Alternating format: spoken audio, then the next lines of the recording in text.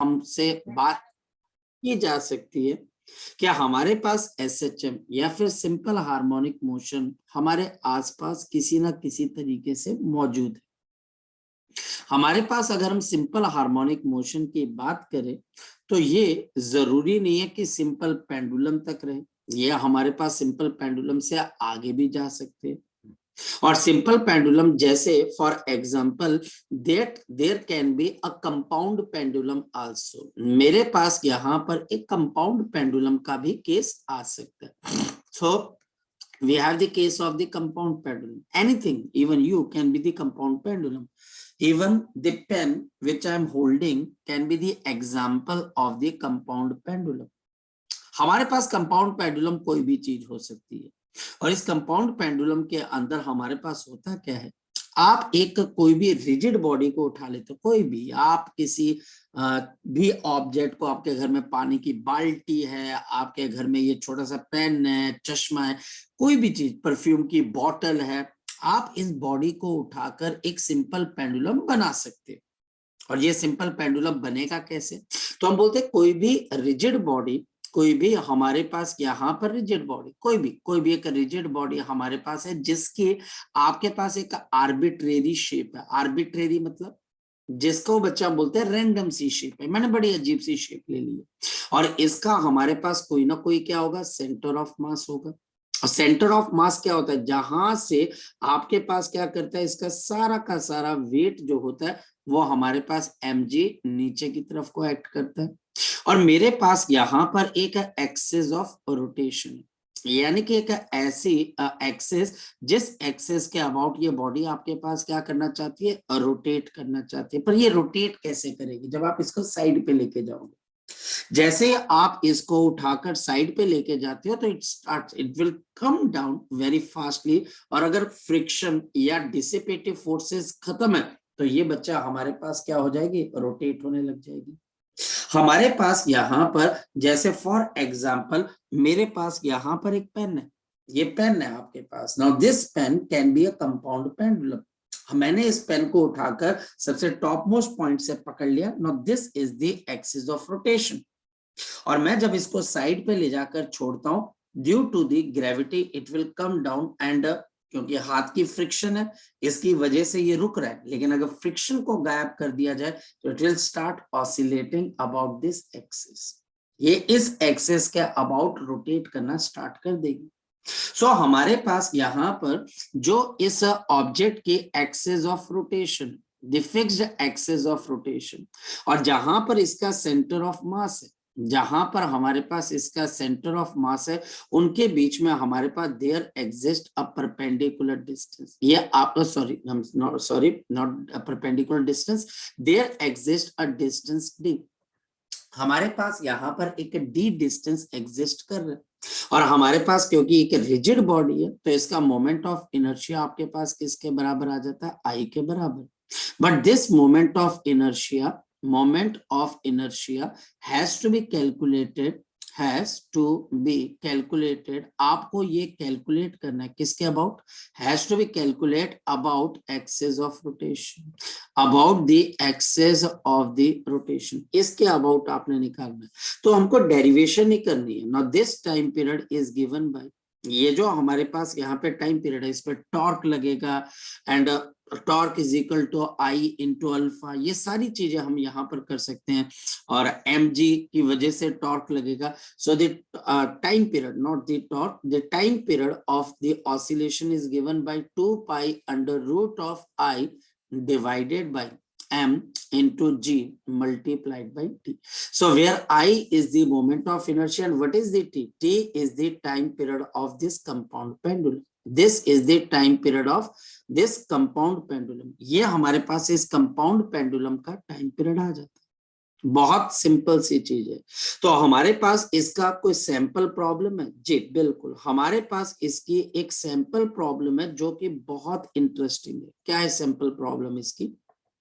Suppose मेरे पास teacher बोलता है कि I have got a rod, मेरे पास यहाँ पर एक रॉड है, and mass of the rod is capital M, mass of the rod is capital M, and see what is happening, हम इसके टॉप मोस्ट पॉइंट पर, यहाँ पर टॉप मोस्ट पॉइंट से एक एक्सेस ऑफ रोटेशन को गुजारे। बहुत सिंपल सी प्रॉब्लम है ना। ये मेरे पास यहाँ पर एक्सेस ऑफ रोटेशन है, इसकी टोटल लेंथ हमारे पास किसके बराबर है, इसके टोटल लेंथ हमारे पास यहाँ पर कैपिटल एल के बराबर है। ये सेंटर आ गया मेरे पास ओ, तो ये मेरे पास एल, ये हमारे पास इसका सेंटर ऑफ मास, यहां से मेरे पास mg काम कर रहा है। सेंटर ऑफ मास और एक्सिस ऑफ रोटेशन दोनों के बीच का परपेंडिकुलर डिस्टेंस कितने के बराबर है? So the answer is l/2 which is the perpendicular distance between axis of rotation and the weight of the आपके पास this particular rod. So this is mg and this is l/2, this is axis of rotation. So small d is equal to l/2 moment of inertia. So इस axis of rotation पे moment of inertia is ml square divided by 3. So this is ml square divided by 3. So the time period now will be equal to, so the time period will be equal to t is equal to 2 pi under root of ml square and divided by 3 multiplied by आपके पास mg into d. And what is d? What is d? What is d? d is l divided by 2. So m से मेरे पास m cancel हो जाएगा, एक l से दूसरा l cancel हो जाएगा. So time period will be equal to 2 pi under root of 2l upon आपके पास 3g and that will be the your time period. बहुत इजी है, बहुत इजी है, बहुत इजी है। यहां पर प्रॉब्लम अब कहां पर आती है? एक, मुझे मोमेंट ऑफ इनर्शिया ही नहीं पता है। दूसरा, मुझे पैरेलल एक्सिस थ्योरम आती है नहीं आती है, सॉरी ये तो प्रॉब्लम नहीं हुई, तो प्रॉब्लम ये मुझे नहीं आती। अब यही एक्सिस ऑफ रोटेशन अगर सेंटर से कुछ और ऊपर रखी होती तो फिर मुझे उस जगह का मोमेंट ऑफ इनर्शिया निकालना आना चाहिए था। कि suppose somebody says the axis of rotation को मैं यहां से पास कर दूं, I am passing this from here, यहां से अगर मैं पास कर दूं, now there will be a problem. So यहां पर सबसे पहले मुझे देखना पड़ेगा कि ये जो डिस्टेंस x है, इस x डिस्टेंस पे आपका, इस x डिस्टेंस पे आपका मोमेंट ऑफ इनर्शिया क्या है। तो फिर मुझे पैरेलल एक्सिस थ्योरम पता होनी चाहिए कि सेंटर में से ml स्क्वायर बाई 12 होती है और x पे अगर आपने निकालनी है तो फिर वो निकल ही जाती है। सपोज कि मैं इसको I डैश बोल देता हूँ, so what will be the I dash? This will be ml square by 12 plus of parallel axis theorem, so this is m into x का स्क्वायर। तो इस तरीके से हम क्वेश्चन को, फिर उस I डैश को यहाँ पर आप रिप्लेस कर दोगे ml स्क्वायर बाई 3 से। अगेन ये जो सेंटर ऑफ मास से आपके एक्सिस ऑफ रोटेशन की दूरी है, ये मेरे पास x है। So time period in this case will be equal to 2 pi. So new moment of inertia I dash, mass of the rod g, और बच्चा हमारे पास x, and then you will get the answer, you will get the required answer. तो कोई बहुत मुश्किल चीज नहीं, हो जाएगा, ये वाली चीज हो जाएगी, कोई मुश्किल तो है नहीं बच्चे हमारे पास। चलो, हमारे पास इसको हम बोलते हैं कंपाउंड पेंडुलम का केस। इसके बाद हम थोड़ा और आगे की तरफ को चलते हैं और फिर हम अपनी जजमेंट लगाने की कोशिश करते हैं, हम अपनी जजमेंट लगाने की कोशिश करते हैं कि अब और क्या किया जा सकता है। और इसमें एक बहुत फेवरेट आपके पास, मतलब कि टीचरों का फेवरेट, नॉट माय फेवरेट, एक बच्चा हमारे पास बहुत फेवरेट आपके पास यहाँ पर जिसको बोल सकते हैं एक फेवरेट बोल सकते हो, आप बोल सकते हो बच्चे वन ऑफ द इम्पॉर्टेंट आपके पास डिस्कशन आती है, which is the motion of a body along the tunnel which is dug across the earth. तो ये स्कूल में तो आपको पूछा जाएगा नहीं, अगर पूछा जाएगा तो उसका सोल्यूशन मैं आपको यहाँ पर बता रहा हूँ। So we have the case of the earth, ये हमारे पास यहाँ पर अर्थ है एंड यहाँ पर हमारे पास ये अर्थ है and what we are conceiving, ये मेरे पास अर्थ है जिसका सेंटर है आपके पास O. So the center of the earth is O and the radius of the earth is capital R. So ये हमारे पास यहाँ पर इस तरीके से and this is the radius capital R. अब यहाँ पर एक चीज एज्यूम की जाती है और एजम्पशन क्या किया जाता है कि हम इस अर्थ के नॉर्थ पोल से लेके साउथ पोल के बीच में एक टनल को डग कर देते हैं। तो एक टनल डग करने का मतलब एक टनल हम यहाँ पर बना देते हैं। तो चलिए टनल बना देते हैं। तो ये मैंने एक टनल बना दी, ये देखिए टनल बना दी। ये येलो कलर की जो लाइन है ये बाउंड्री ऑफ द टनल है। तो ये टनल है जो कि नॉर्थ पोल से लेके साउथ पोल के बीच में आपके पास खुलती है। तो this is north, this is the south. यह हमारे पास एक टनल को बना दिया गया। यह टनल हाइपोथेटिकल है, रियलिटी में ऐसी टनल बनाना बहुत मुश्किल है क्योंकि प्रेशर और टेम्परेचर ही इतना ज्यादा है बच्चे कि वो टनल बन ही नहीं पाएगी। सो मेरे पास यहाँ पर टॉपिक है, the topic is the motion या फिर oscillation, motion of the object, the motion of the object in the tunnel, in the tunnel dug across, in the tunnel dug across, dug across the, dug across the globe बोल सकते हो या across the आपके पास अर्थ है, across the earth. Across का मतलब अर्थ के एक कोने से दूसरे कोने तक। और एक और बात मैं आपको बता दूं, बहुत इंटरेस्टिंग, हम उसको प्रूव नहीं करेंगे लेकिन वो बात सच है। ये टनल जरूरी नहीं है बच्चा हमारे पास कि अर्थ के सेंटर में से पास हो। कई बार टीचर इसको किसी कॉर्ड में से भी निकाल देता है तो सेम रिजल्ट रहेगा, रिजल्ट पे कोई फर्क नहीं पड़ेगा। This can be any tunnel of any size and passing through any two portion of the earth, मतलब कि दो कोई भी पोर्शन में से निकल जाए, रिजल्ट यही रहेगा। मेरा कहने का मतलब क्या है, अगर यही टनल कोई बच्चा बोले सर अगर मैं यहां से निकाल दूं तो क्या होगा, क्या सर रिजल्ट चेंज होगा? नहीं, रिजल्ट सेम रहेगा। सर अगर मैं यही टनल ऐसे करके कहीं और से, कहीं से भी आप निकाल दीजिए, ये जो मैं आपके लिए फाइनल रिजल्ट लिखूंगा ये इनडिपेंडेंट है आपके पास location of the tunnel. This is independent of the location of the tunnel. ये जो रिजल्ट आ रहा है ये टनल की लोकेशन पे डिपेंड नहीं करेगा। हम सबसे सिंपलेस्ट केस लेते हैं ताकि बच्चा इस बात को समझ जाए, नॉर्मल बच्चा भी समझ जाए। अब हमारे पास कैसे निकाला जाए मोशन, देखो करने का तरीका क्या होता है। पहले तो इसमें जजमेंट लगानी पड़ती है आपको कि द ऑब्जेक्ट जो आपके पास यहाँ पर अगर हम देखें तो ऑब्जेक्ट क्या कर रही है, द ऑब्जेक्ट व्हेन रिलीज्ड, जब बच्चे इसको रिलीज किया जाता है बच्चे, released at the point, released at the point N, when the object is released at the point N, मैं एक ऑब्जेक्ट को यहाँ पे रिलीज कर देता हूँ, ये मेरे पास ऑब्जेक्ट है। तो this object falls downward, this object falls downward या falls inside of the earth, true or false, inside the earth, true or false, true और फॉल्स, बिल्कुल। ये जो ऑब्जेक्ट है जिसका मास आप m kg बोल रहे हो ये नीचे गिरेगी ड्यू टू दी फोर्स। कौन सी फोर्स होगी बच्चे बताओ जरा, due to the force, due to the force आपके पास क्या आ जाएगी m इंटू जी। यहां पर इस ऑब्जेक्ट के ऊपर फोर्स कौन सी लग जाएगी m इंटू जी। ये mg की फोर्स इस ऑब्जेक्ट को कहां की तरफ को खींच रही है, टुवर्ड्स द सेंटर, यस और no, towards the centre, yes और नो, यस और नो, क्लियर है। ये फोर्स इसको सेंटर की तरफ लेके जाएगी कि नहीं लेके जाएगी, हाँ या ना, यस और नो, बिल्कुल लेके जाएगी। एंड दिस फोर्स, और ये जो फोर्स है variable, this force is variable, why, this force is variable. और ये क्यों वेरिएबल है बताओ, शाबाश, variable because at the centre of the earth, at the centre of the earth, at the centre of the अर्थ, अगर मैं centre of earth के ऊपर जाकर देखता हूं तो ये फोर्स की वैल्यू आपके पास क्या हो जाती है, जीरो।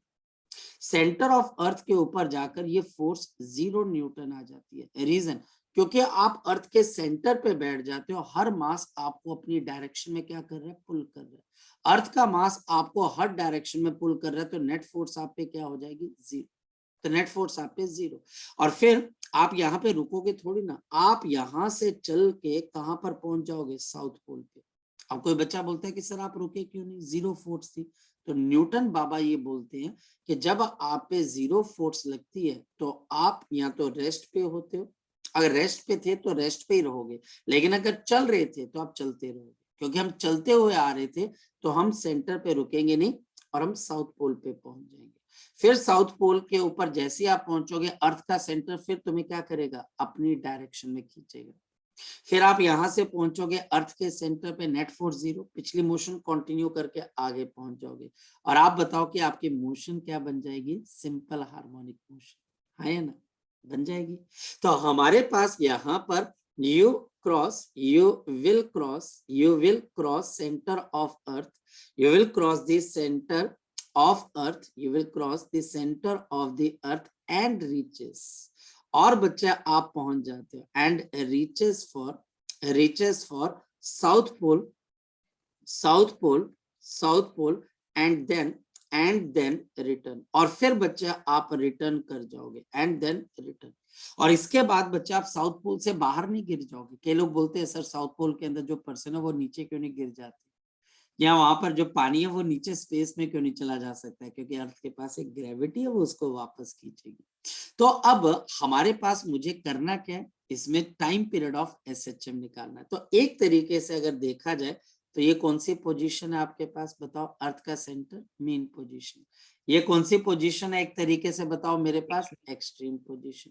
और ये मेरे पास कौन सी पोजीशन है? तो आप बोलोगे सर ये मेरे पास एक्सट्रीम पोजीशन। तो चलिए, हाँ बोलो बोलो बोलो बच्चे। तो अब सर इतना वो वाला क्वेश्चन क्यों है सर? ये मतलब कि आप अर्थ के अगर आप नॉर्थ से अगर आप ड्रिल करते करते साउथ पर जाओ, ये तो बोलो। पॉसिबल ही नहीं है। हाँ फिर आगे बोलिए आप। अरे आगे पॉसिबल नहीं है, फिर हम मतलब समझ नहीं आया, फिर हम फोर्स जीरो कैसे हुई? मतलब यहाँ पर कोर है वहां पर जीरो हुई फिर? कहाँ पर बच्चे?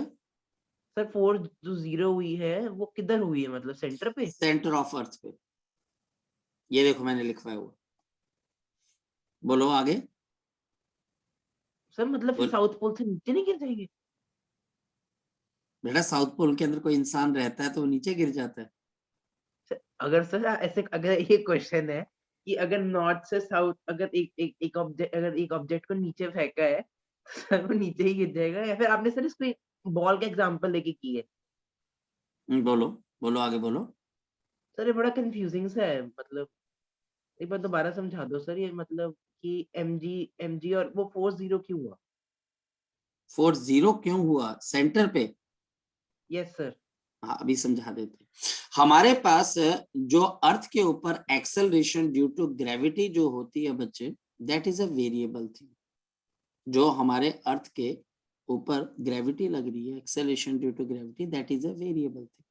और अगर आप अर्थ के सेंटर से एक्स डिस्टेंस यहां पर रहते हो, सेंटर से एक्स डिस्टेंस, तो इसका मतलब आप सरफेस से आपका डिस्टेंस कितने के बराबर आ जाएगा? R minus X. तो यहां पर हम ग्रेविटी का एक जो है, यहां पर ग्रेविटेशन चैप्टर का एक रिजल्ट यूज करेंगे। और इसका मतलब अर्थ की सरफेस से हम यहां पर कितने डिस्टेंस पे? आर माइनस एक्स पे। इफ, अगर ध्यान से समझेगा, if we are at distance x, we are at the distance x, we are at the distance x from the center of the earth, from the center of the earth, from the center of the earth, and therefore r minus x distance from the from the from the surface of the earth, from the surface of the earth, from the surface of the earth, then the value of acceleration due to gravity, the value of acceleration due to gravity, acceleration due to gravity की value क्या होती है जरा check करते हैं। अगर हम gravitation chapter के बारे में बात करें, अगर हम ग्रेविटेशन चैप्टर के बारे में बात करें, तो ग्रेविटेशन चैप्टर के अंदर एक रिजल्ट आपके पास आता है कि अगर ये हमारे पास अर्थ है, ये सेंटर ऑफ अर्थ है, ये रेडियस ऑफ आर है, अगर यहाँ पर आप अर्थ के अंदर की तरफ को चले जाते हो at the distance D, at the distance D, अगर आप अर्थ के अंदर चले जाते हो इस वक्त सेंटर से आप कितनी दूरी पे हो? सेंटर से अब आप r माइनस डी के डिस्टेंस पे, है ना? तो यहाँ पर अगर g है तो यहाँ पर ग्रेविटी की वैल्यू g डैश हो जाती है, और ये g डैश किसके बराबर हो जाती है? तो आप लिखते हो g 1 minus of d upon r। ठीक, तो g dash is equal to g r minus d upon आपके पास r। क्लियर होगी बात बच्चे? यस और नो? Yes sir. अब यहाँ पर जैसे आप सेंटर ऑफ अर्थ के ऊपर पहुंचोगे, if you reach for the centre of earth, then r minus d will be equal to for at R center, at the sorry center.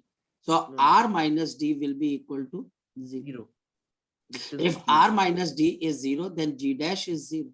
So what is the force due to the earth on any material object? It is m into g dash. If g dash become equal to 0, zero if g dash become equal to 0, the force due to the earth at the center will become equal to 0. Clear है? Yes sir okay sir clear है? Clear होगी Yes, बात? ठीक है। तो इस वजह से हमारे पास यहाँ पर जो हमारी अर्थ की वजह से हम पे जो ग्रेविटेशनल फोर्स लग रही है, जो जी डैश की फॉर्म में लगती है, वो बच्चा हमारे पास हर डिस्टेंस के ऊपर सेम नहीं है, वो हर डिस्टेंस के हिसाब से क्या कर रही है, वेरी कर रही है, जो कि हमको यहाँ पर भी नजर आ गया। तो अब मेरे पास यहाँ पर क्या आ गया, अगर हम बोलते हैं कि ये डिस्टेंस मेरे पास कितना आ गया, x आ गया। अभी हमने सीखा कि g dash, the value of g dash is equal to किसके बराबर आ गया, g r माइनस डी। अब r माइनस डी मेरे पास दो चीजें, या तो 1 minus depth of the tunnel from the surface, तो depth of the tunnel from the surface किसके बराबर है, r माइनस एक्स। तो r माइनस एक्स अपॉन आपके पास r। अगर मैं इसको सॉल्व करता हूँ, G dash comes out to be, G dash आपके पास किसके बराबर आ जाएगी, जी, और यहां पर R minus R plus of X divided by R. तो ये हमारे पास कैंसिल हो जाएगा। सो देयरफॉर जी डैश की वैल्यू आपके पास किसके बराबर आ जाएगी, G X by R, G X by R. और we can write down g dash is equal to minus g by r into x। Negative sign हम क्यों इंट्रोड्यूस कर रहे हैं, क्योंकि बॉडी की मोशन कहाँ की तरफ को हो रही है, इन द डाउनवर्ड, इसको डाउनवर्ड पुल लग रहा है। अब मेरे पास यहां पर अगर मैं इस इक्वेशन को रिलेट करता हूं, this equation is related with the equation of the SHM। बताओ SHM की इक्वेशन क्या बोलती है, the acceleration is equal to minus omega square into x। तो ये SHM की इक्वेशन को बिल्कुल रिप्रेजेंट कर रही है। ये मेरे पास इफेक्टिव एक्सेलरेशन है जिससे बॉडी नीचे की तरफ को गिर रही है, सब जी डैश इस पॉइंट के ऊपर, और मेरे पास ये डिस्प्लेसमेंट के प्रोपोर्शनल है। मतलब जैसे जैसे बॉडी नीचे आती जाएगी, आपकी एक्सेलरेशन ड्यू टू ग्रेविटी भी एक्स कम होता जाएगा, एक्स कम होता जाएगा तो एक्सेलरेशन भी खत्म होती जाएगी, ये हमको पता है। और हमारे पास यहाँ पर जो टर्म बच गई है वो है ओमेगा स्क्वायर। तो हमारे पास ओमेगा स्क्वायर किसके बराबर आ जाएगा, तो आप लिखोगे जी बाई आर, और आप यहाँ पर ओमेगा किसके बराबर लिख दोगे, जल्दी बता दो, under root of G by are.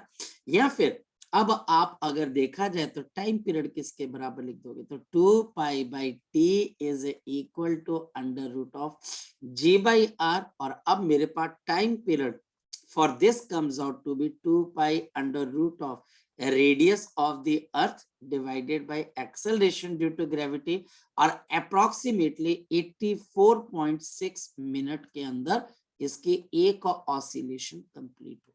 पर ये प्योरली हाइपोथेटिकल केस है, थ्योरेटिकल केस है। कई बच्चे बोलते हैं कि इसकी जरूरत क्या है, तो हमारे पास यहाँ पर है, हमको हमारे जिसको बोल सकते हैं इमेजिनेशन के लिए, हमारे मेंटल एबिलिटीज के लिए बच्चा हमको ऐसी सिचुएशन डेवलप करनी पड़ती है कि अगर ऐसा हुआ तो क्या होगा। यानी कि ये हमारे पास नेचर के अंदर मौजूद उसकी एक प्रॉपर्टी है, उसकी एक प्रॉपर्टी है कि अगर ऐसी कोई टनल बनी और ये टनल की लोकेशन इंडिपेंडेंट ऑफ बच्चे साइज है, शेप है, और उसकी लोकेशन पे डिपेंड नहीं करेगा, लोकेशन कहीं पर भी हो सकती है लेकिन अक्रॉस द अर्थ होनी चाहिए, अक्रॉस द अर्थ, तो वो हमारे पास एसएचएम करेगा। अगर कोई पर्सन बोलता है कि सर अगर यही टनल मैं कहां पर बना देता, सर अगर यही टनल मैं यहां पर बना देता फिर क्या होता, टाइम पीरियड डिफरेंट होता, नहीं टाइम पीरियड सेम होता। इवन अगर कोई बच्चा इस तरीके से ऐसी ये टनल ऐसे भी बना देता तो भी बच्चा आपके पास रिजल्ट सेम आता। अगर कोई बच्चा ऐसी टनल भी बना देता तो भी आपके पास सेम रिजल्ट आता है। इन तीनों टनल्स के अंदर अगर बॉडी ऑसिलेट करती है, क्योंकि ये तो पॉसिबल है ना, सेंटर वाली पॉसिबल नहीं है, ये तो पॉसिबल है, और इसके अंदर अगर कोई बॉडी एसएचएम करती है तो बच्चा उसका टाइम पीरियड किसके बराबर आ जाएगा, 2 pi under root of R by G. अब आप इस रिजल्ट को याद भी कर सकते हो, और याद भी करने का रीजन क्या है बच्चा हमारे पास, क्योंकि स्कूल में हो सकता है कि आपको इसकी डेरिवेशन ना आए, लेकिन आप इसको यहाँ पर याद कर सकते हो। तो 2 pi under root of R by G. जी, अगर अब किसी बच्चे ने इसके ऊपर कोई क्वेश्चन पूछना है, कोई टीका टिप्पणी करनी है तो बता सकते हैं। चले आगे, नहीं तो क्लियर होगी बात, ये वाली क्लियर होगी, क्लियर होगी। ठीक है, आगे की तरफ में सर चले, बोलो। सर अगर हम टनल की पोजीशन को चेंज कर रहे हैं उससे रेडियस को तो फर्क पड़ ही रहा है ना। तो so happening with the gravity also, बिल्कुल सही कह रहे हो। यहाँ पर नो डाउट बच्चा आपके पास ग्रेविटी के ऊपर भी तो फर्क पड़ रहा है ना, तो everything you are measuring with respect to the centre of the earth. Suppose क्या आप में से कोई बच्चा बोलता है कि सर अगर हम टनल को ऐसे डग कर देते ऐसे करके ना, ये टनल अगर मैंने यहाँ पर बना दी लड़की, और ये सेंटर ऑफ द अर्थ है, अगर यहाँ से मैं इस बॉडी को रिलीज करता हूँ, तो पॉइंट क्या होता है कि हम ये देखना चाहते हैं कि किसी भी अर्थ के सेंटर से किसी भी एक पॉइंट के ऊपर ग्रेविटी कैसे काम कर रही है, और ये कहाँ की तरफ को काम करती है। अब ये देखो मैंने ऐसे टनल को डग कर दिया, ठीक लड़की, और ये मेरे पास एंगल कितना आ गया लड़की, थीटा आ गया। अब नीचे भी एंगल ले सकते हो। जब ये बॉडी यहाँ पर पहुंचेगी, यहाँ कहीं पर पहुंचेगी, तो with respect to the centre of earth, चलो जी, ये रेडियस मेरे पास आर आ जाएगा। तो ये आपके पास मान सकते हो स्टार्टिंग पॉइंट है, ये एंडिंग पॉइंट है, यहाँ कहीं पर आपके पास इसका क्या आ जाएगा, आपके पास कोई एक मीन पोजीशन टाइप आ जाएगी। यहां से अगर मैं देखता हूं तो ग्रेविटी कहाँ की तरफ को काम करेगी, ग्रेविटी क्या इस पॉइंट के ऊपर काम करेगी कि towards the centre of the अर्थ काम करेगी, तो आप बोलोगे टुवर्ड्स टुवर्ड्स द, सेंटर। तो यहाँ पर इसके ग्रेविटी के मेरे पास लड़की दो कंपोनेंट बन जाएंगे। ठीक, ये थोड़ा सा कॉम्प्लिकेटेड है, लेकिन जब आप इसको बनाओगे तो आपको पता लग जाएगा। यहाँ पर ये जी साइन थीटा से नीचे जा रहा है। ओके, अब यहाँ पर तू परपेंडिकुलर को ड्रॉ कर दे, ये तेरे पास टोटल लड़की यहाँ पे डिस्टेंस कितने के बराबर आ जाएगा, तो तू बोलेगी सर 2r का। तो ये आपके पास एक तरीके से आपके पास क्या बन गया, एक तरीके से तेरे पास बेस बन गया, और ये तूने क्या निकालना बच्चे इसका, आपके पास हाइपोटेन्यूज। तो लेंथ ऑफ टनल भी फिर आपके पास इसके हिसाब से चेंज हो जाएगी, वही आएगा। ठीक है, मैं प्रूव नहीं करवाऊंगा, थोड़ा सा यस सर। कॉम्प्लिकेटेड लेकिन होगा वही, मतलब कि सारा चीज जब आप इसको करोगे, सॉल्व करोगे, कंपोनेंट कैंसल आउट हो जाएंगे। अगर नीचे जी कॉस थीटा आ रहा है तो ऊपर आर कॉस थीटा आ जाएगा, मतलब कि कुल मिलाकर सिचुएशन वही रहेगी, घबराना मत। ठीक है, क्योंकि ये वेल प्रूफ चीज है, इसके अंदर से दोबारा इसको प्रूव करने की जरूरत नहीं होती। सर ऊपर कर दो। हाँ बेटा, हाँ बोलो बच्चे, क्या डाउट है बेटा। सर ऊपर कर दो। ऊपर करूं कि नीचे करूं। ऊपर सर, मेरे को वो नोट करना है। अच्छा नीचे करना, नीचे बोलना फिर, नीचे हुआ ना, ये ऊपर थोड़ा ना वो लड़के। ये सर मटेरियल तो ऊपर है ना सर। तो ये इंडिपेंडेंट है। देखो प्रूव करने को तो बच्चे मैं प्रूव कर दूं, ऐसी बात नहीं है, हर चीज का प्रूफ एग्जिस्ट करता है, but that will be irrelevant, मतलब कि वो खुद की खुशी के लिए होगा। क्योंकि बात ये हो जाएगी कि भैया हम उस क्वेश्चन को लेके गए और किसी ने सर उसका सोल्यूशन ही नहीं पूछा, हमने इतनी मेहनत कर दी कि बच्चे लड़ते भी है बाद में आके कि सर मेरे साथ जो बच्चे आ रखे हैं उन बच्चों ने तो इतनी मुश्किल प्रॉब्लम की नहीं, उन्होंने तो सीधा आंसर टिक कर दिया सर, उनके भी उतने नंबर आए, मेरे भी उतने हैं, मैंने तो प्रूव किया। मैंने कहा कोई बात नहीं, प्रूव कर लिया, कोई बात नहीं। तो इस वजह से इसको ऐसे ही रहने दो, कोई फर्क नहीं पड़ता, under root of R by G, और टनल जहां मर्जी बना लो। चले आगे की तरफ बच्चे, कर लिया नोट यस लड़के, सर। चलो। Yes sir. सो अब मेरे पास नेक्स्ट पॉइंट क्या आता है। अब नेक्स्ट पॉइंट हमारे पास यहाँ पर आ जाता है कि जो हमारे पास ब्रॉड कैटेगरीज आ जाती हैं, तो ऑसिलेशंस के अब हम नेक्स्ट पॉइंट है कि अब हम ऑसिलेशंस के कैटेगरी को बांटने की कोशिश करते हैं। हमारे पास ऑसिलेशंस की बात अगर की जाए तो हमारे पास ऑसिलेशन की पहली टाइप है which is called the free oscillation. Free oscillation ये अगेन एक थ्योरेटिकल कॉन्सेप्ट है। थ्योरेटिकल कॉन्सेप्ट मतलब इसके अंदर ज्यादा टीचर आपकी डेप्थ में नहीं जाएगा। फ्री ऑसिलेशन है बच्चा हमारे पास, the type of oscillation type of the oscillation, type of the oscillation एक ऐसे ऑसिलेशन है बच्चे विच, जो कि बच्चा हमारे पास विच ऑसिलेट्स या फिर विच परफॉर्म्स ऑसिलेशंस, जो कि परफॉर्म कर जाती है बच्चा हमारे पास ऑसिलेशंस को, विच परफॉर्म्स द ऑसिलेशन, जो कि ऑसिलेशन को परफॉर्म कर देती है without external driving force, without the external driving force, without the external driving force यानी कि alone restoring force is present, alone restoring force is present, alone restoring force is present। यहां पर सिर्फ और सिर्फ मेरे पास एक रिस्टोरिंग फोर्स प्रेजेंट है, बाहर से कोई फोर्स नहीं, और ये ऑसिलेशन चलती रहती है, चलती रहती है, चलती रहती है, ये कभी रुकती नहीं है बच्चे हमारे पास। Next one, there is a absence of the external, there is a absence of the external dissipating force also, dissipating forces also, यानी कि हमारे पास there is no solid friction, यहां पर मेरे पास ना कोई solid friction है, there is no air viscosity, there is no air viscosity, यहां पर आपके पास एयर की विस्कोसिटी भी प्रेजेंट नहीं होती है, जो कि अगेन एक आइडियल केस की तरफ हो जाता है, क्योंकि अगर ये फोर्सेस प्रेजेंट होगी तो आपकी ऑसिलेशन खत्म होने लग जाएगी। नेक्स्ट वन बच्चे, the amplitude of the oscillation, the amplitude of the oscillation, the amplitude of the oscillation, जो आपका एम्पलीट्यूड ऑफ ऑसिलेशन है बच्चा हमारे पास, दिस नेवर डिक्रीजेस, ये हमारे पास नेवर डिक्रीजेस, ये आपके पास कभी भी डिक्रीज नहीं होता। फ्री ऑसिलेशन, इसको हम आइडियल ऑसिलेशंस भी कह सकते हैं।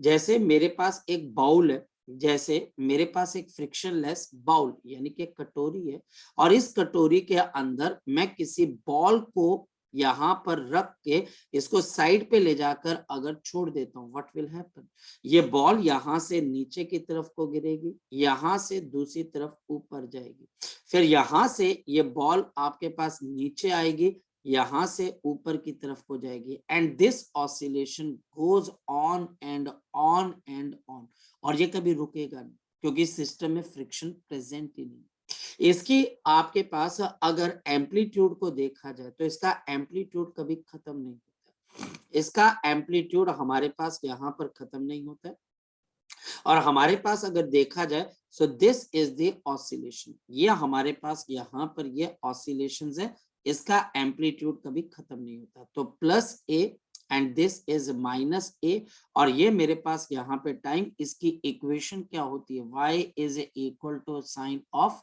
आपके पास यहाँ पर क्या आ जाता है omega T plus of phi, जहां पर ए एम्पलीट्यूड है, ये टाइम के इंडिपेंडेंट है, टाइम चाहे जो मर्जी हो, एम्पलीट्यूड वही रहता है आपके पास, कभी खत्म नहीं होता है, और हमारे पास ओमेगा किसके बराबर होती है, तो अंडर रूट ऑफ मेरे पास के बाई एम, ये हमारे पास इसकी फ्रीक्वेंसी रहती है, एंगुलर फ्रीक्वेंसी। लेकिन रियलिटी के अंदर सारी ऑसिलेशन, सारी की सारी ऑसिलेशन डैम्प्ड ऑसिलेशन होती है, all the oscillation comes under the category of the damped. Damped oscillation हमारे पास कौन सी हो जाती है, due to the presence of due to the presence of damping forces, due to the presence of damping forces, अगर मेरे पास damping forces present है, due to the presence of the damping forces, यानी कि damping forces, एक minute, damping forces का मतलब है जिसको हम बोल सकते हैं सॉलिड फ्रिक्शन होगी, या फिर हमारे पास यहाँ पर विस्कोसिटी आ गई ऑफ द एयर, तो विस्कोसिटी ऑफ द एयर या फिर सॉलिड फ्रिक्शन की वजह से हमारे पास क्या होता है, the amplitude of the oscillation goes on decreasing, और एक पॉइंट के बाद बॉडी अपनी ऑसिलेशन खत्म कर देती है, बॉडी अपनी ऑसिलेशन को खत्म कर देती है। So due to the presence of the damping forces, the amplitude of the, जो एम्पलीट्यूड है आपके पास of the oscillation, of the oscillation goes on decreasing, goes on decreasing, goes on decreasing। कैसे पता? सपोज कि मेरे पास यहाँ पर एक पेंडुलम, आप इस पेंडुलम को धक्का मारते हो, ये पेंडुलम पहली बार के अंदर यहाँ पर और यहाँ पर जाता है, क्या नेक्स्ट ऑसिलेशन के अंदर भी वो सेम हाइट पे जाता है कि उससे कम हाइट पर जाता है? बताओ। ये मेरे पास पहले ऑसिलेशन के अंदर यहाँ पर पहुंचा, सेकंड ऑसिलेशन के अंदर ये पहली पोजीशन को रिकवर कर जाता है कि कम हाइट तक जाता है? तो आप बोलते हो सर कम हाइट तक। उसके बाद ये उससे भी कम हाइट के ऊपर जाता है और फाइनली ये पेंडुलम अपनी मोशन को क्या कर देता है? रोक देता है। हाँ या ना? ये पहली ऑसिलेशन में यहां तक गया, दूसरी ऑसिलेशन में यहां तक गया, तीसरी ऑसिलेशन में यहां तक गया और उसके बाद ये पेंडुलम रुक जाता है। Damped oscillation, the amplitude of the oscillation goes and on decreasing and आपके पास amplitude becomes zero and the amplitude, और जो एम्पलीट्यूड है it becomes zero, ये हमारे पास जीरो हो जाती है। it becomes zero after certain time, after certain time, और certain time के बाद इसका एम्पलीट्यूड आपके पास क्या हो जाता है? जीरो हो जाता है, खत्म हो जाता है, ऑसिलेशंस फिनिश हो जाती है। फ्री ऑसिलेशन के अंदर हमारे पास ऐसा नहीं होता है, वहां पर the oscillation goes on and on and on, क्योंकि वहां पे डिसिपेटिव फोर्सेस नहीं, लेकिन यहाँ पे डिसिपेशन होने की वजह से ऑसिलेशंस जो होती हैं वो खत्म हो जाती है। कैसे? मैं आपको समझाता हूँ। फॉर एग्जाम्पल, मेरे पास यहाँ पर एक टब है और इस टब के अंदर बच्चे हमने वाटर को फिल किया हुआ है। अब इस वाटर के अंदर हमने क्या किया? एक मास को सस्पेंड कर दिया और ये मास ऊपर किसी स्प्रिंग के साथ जुड़ा हुआ है। हाँ या ना? अब बताओ, इस मास को, m kg के मास को अगर मैं नीचे खींच के छोड़ देता हूँ, व्हाट विल हैपन? क्या इसकी ऑसिलेशन मेंटेन्ड रहेगी या फिर बच्चा हमारे पास धीरे धीरे ये मास जो होगा वो अपनी मोशन को खत्म कर देगा? तो आप बोलोगे सर इसकी मोशन बमुश्किल 1-2 ऑसिलेशन के बाद इसकी मोशन खत्म हो जाएगी, ये रुक जाएगा, क्योंकि पानी जो वाटर है ये इसकी मोशन को क्या करता है? अपोज करता है। ये जो वाटर है, ये वाटर हमारे पास इसकी मोशन को आपके पास क्या करता है? अपोज करता है। इसकी मोशन को हमारे पास अपोज कर रहा है। कौन अपोज कर रहा है बच्चे?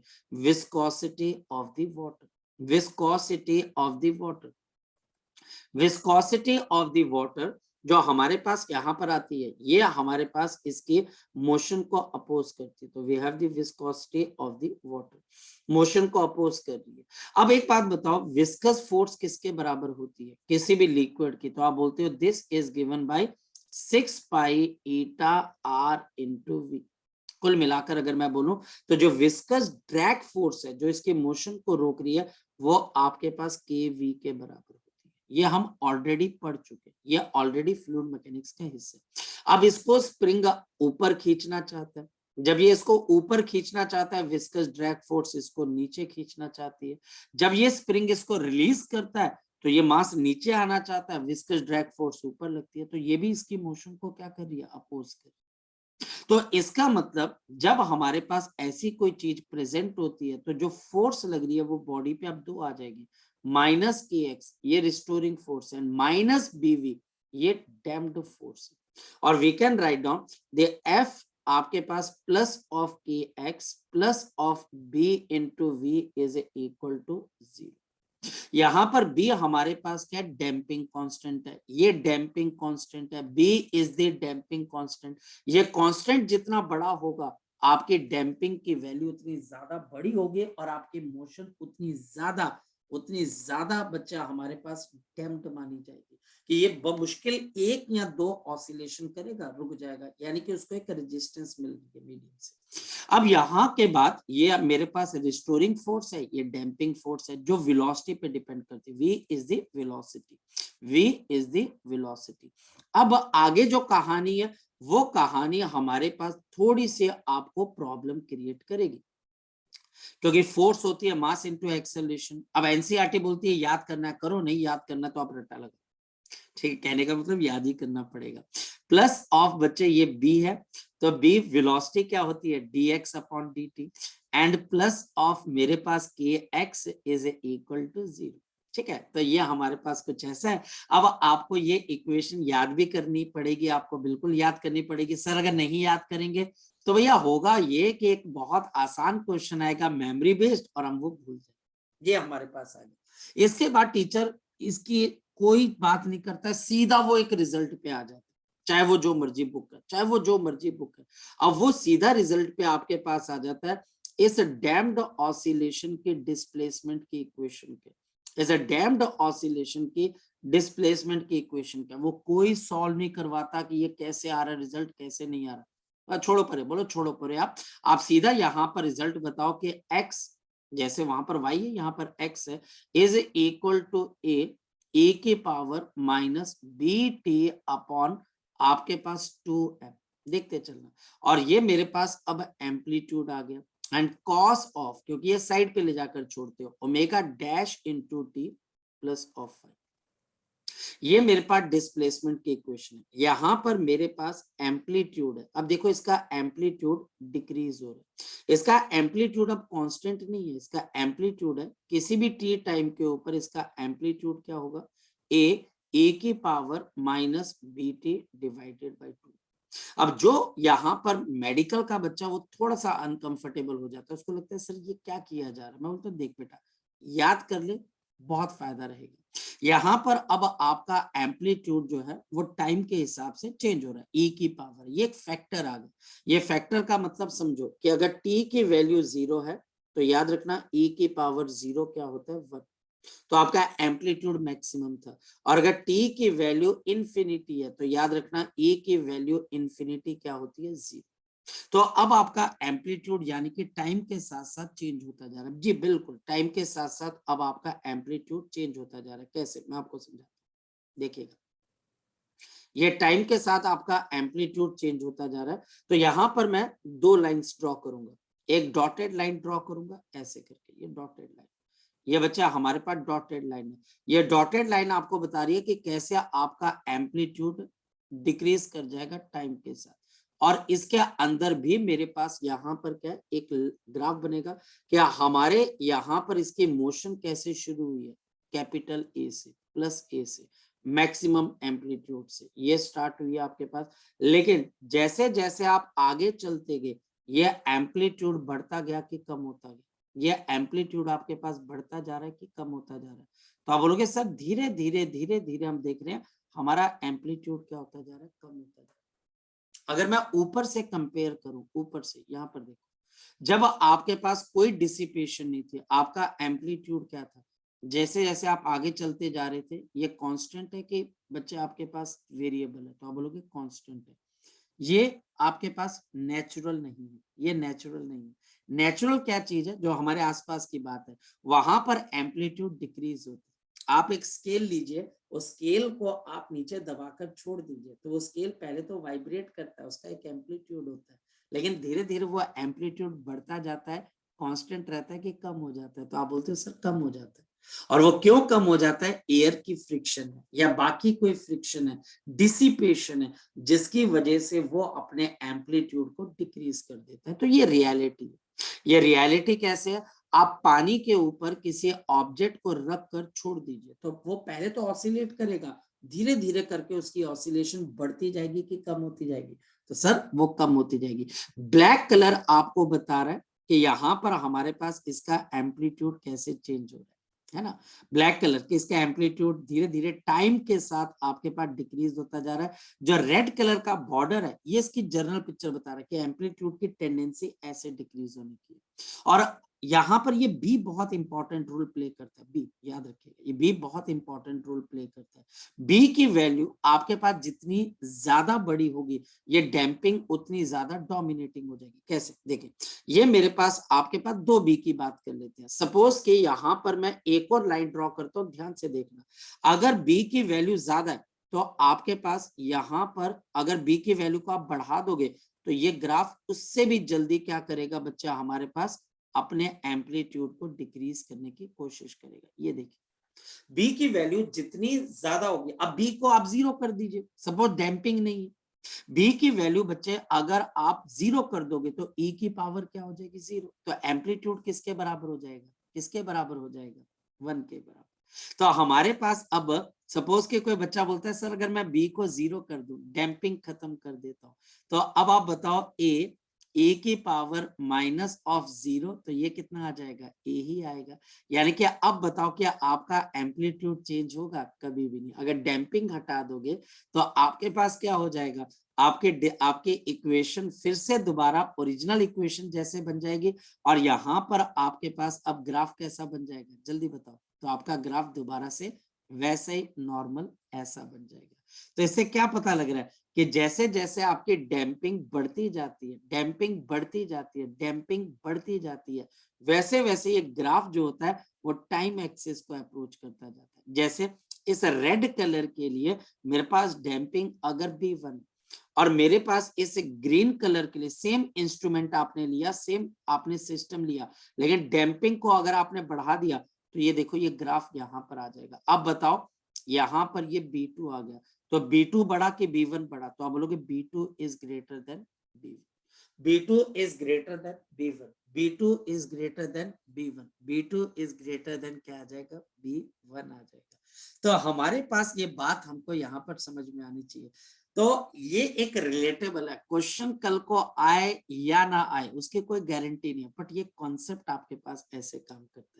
तो इसका एम्पलीट्यूड टाइम के ऊपर डिपेंडेंट है। मैक्सिमम जगहों पे आप देखोगे इस टॉपिक को हटवा दिया जाता है या करवाया नहीं जाता है या पूछा नहीं जाता है, बट ये टॉपिक आपके सिलेबस का हिस्सा है, याद रखना ये आपके सिलेबस का हिस्सा है। चाहे टीचर इसके आपको फॉर्मूले क्यों ना पूछ सकता है, लेकिन क्या ये आपको स्कूल के हिसाब से इंपॉर्टेंट है, नहीं। मैं स्कूल के टीचर के नजरिए के हिसाब से बोलूं तो नहीं यार, ये इंपॉर्टेंट नहीं। अब डैम्प्ड ऑसिलेशन की फ्रीक्वेंसी ओमेगा डैश है, और ये बच्चा under root of k/m minus of b² upon 4m के बराबर हो जाती है। यहाँ पर भी एक पॉइंट टू बी नोटेड है, यहाँ पर भी एक पॉइंट है जो NCERT बोलती है। NCERT बोलती है कि अगर मेरा damping constant is less than, छोटा है, less than under root of k/m है, अगर इससे कम है तो बच्चे आपको इग्नोर कर देनी है damping, then you have to ignore the damping। तो आप इग्नोर कर दीजिए डैम्पिंग को, आप बोलोगे डैम्पिंग इतनी बड़ी भी नहीं है, आप उसको इग्नोर कर दीजिए और फिर आप इसको फ्री ऑसिलेशन कंसीडर कर सकते हो। You can consider this as the free oscillation. इसको बच्चे हम यहाँ पर क्या बोल सकते हैं बच्चे, फ्री ऑसिलेशन। ठीक, चलिए सो अभी के लिए बच्चे हम इतना ही करते हैं, बाकी चीजें बच्चे अब हम नेक्स्ट करेंगे। सो कल हम नया बच्चे चैप्टर स्टार्ट करेंगे वेव्स वाला बच्चे, तब तक आप इसको पढ़ लीजिएगा। खत्म हो गया। हाँ बच्चे खत्म हो गया, कल हम वेव स्टार्ट करेंगे। चलिए ओके।